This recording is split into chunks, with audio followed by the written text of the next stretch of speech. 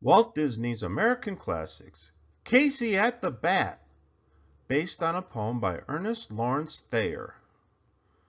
Children, this is a very old book. I remember when I was in second grade, my teacher read this to me, and I'm 55 years old, so I think this was a long time ago. This is the story of a player who was the greatest of the great. He stood head and shoulders above all other players, a giant, a tower of strength, and a true pillar of his team. Strong as an ox, endowed with a winning smile and the abilities of 10 lesser men, he was adored by many a fan. He was none other than the mighty Casey of the famous Mudville 9. The mighty Casey popped the stitches on more baseballs than most batters ever even hit. Whenever he came to the plate, he would always let the first 2 pitches go by, on purpose. Strike 1, strike 2. But when the time came for strike 3, Casey would tire of toying with the pitcher. Grim determination would set in. He would grind his teeth together, and his furious glare said he wanted to murder the ball. Then came the pitch. Casey swung his bat with the power of a hurricane.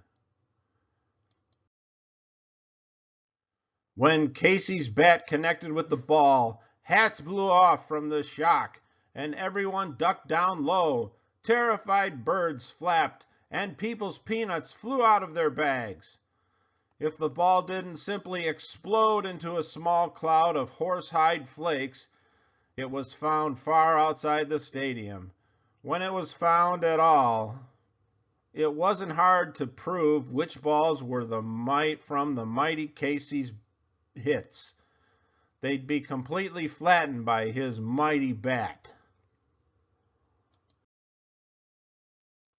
Casey was great, but his team as a whole was a different story. Poor Flynn was always getting the bat tangled in his oversized mustache. The bat would spin in the wind, and the confused Flynn would take off like an airplane. And as for Jimmy Blake, his nickname was Cake because he always crumbled on the plate. A favorite trick among other players was to stick a match in Jimmy Blake's shoe while he was at bat. Then they'd light it to wake him up. Blake got his only hits when his shoe was on fire. Mighty Casey was the hero of the team that fateful season when Mudville 9 tied for first place. Ah, yes, it was a proud team. A little shaky if it weren't for Casey, but a mighty proud team just the same. Proudest of all, of course, was Casey himself. It was the day of the great championship game. I'll tell you the story as it was told to me. The outlook wasn't brilliant for the Mudville 9 that day. The score stood 4-2 with but one more inning left to play. And then when Goonie died at first, the Barrows did the same. A sickly silence fell upon the patrons of the game.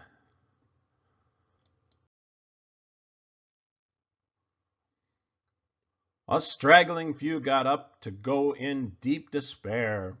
The rest clung to the hope which springs eternal in the human breast.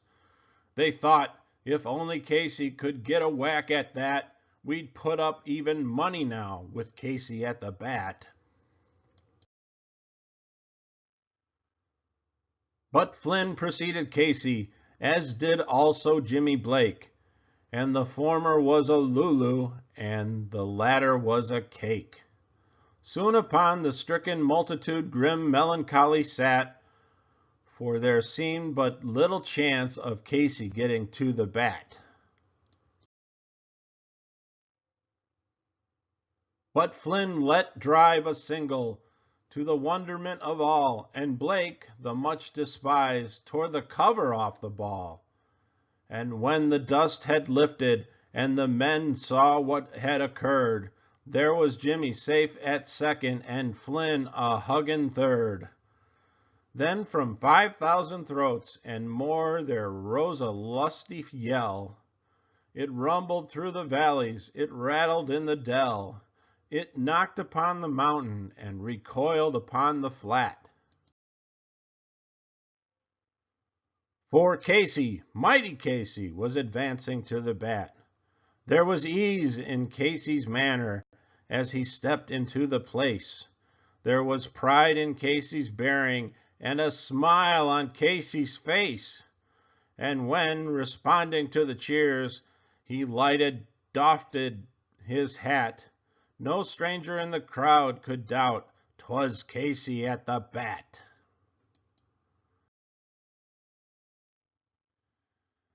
"10,000 eyes were upon him as he rubbed his hands with dirt.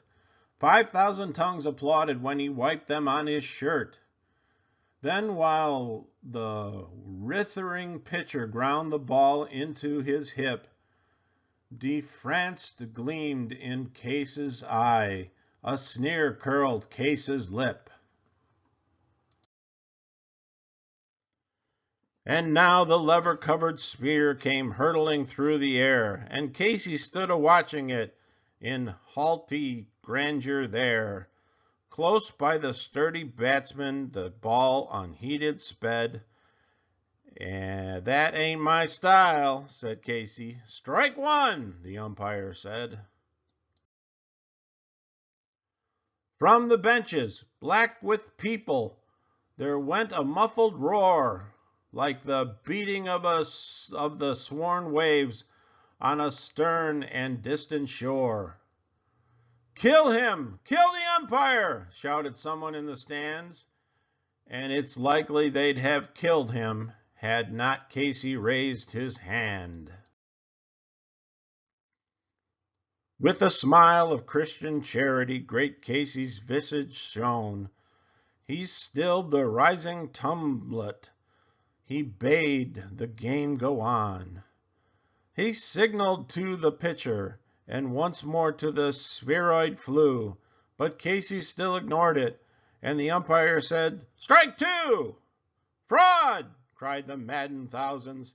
An echo answered, Fraud! But one scornful look from Casey, and the audience was awed.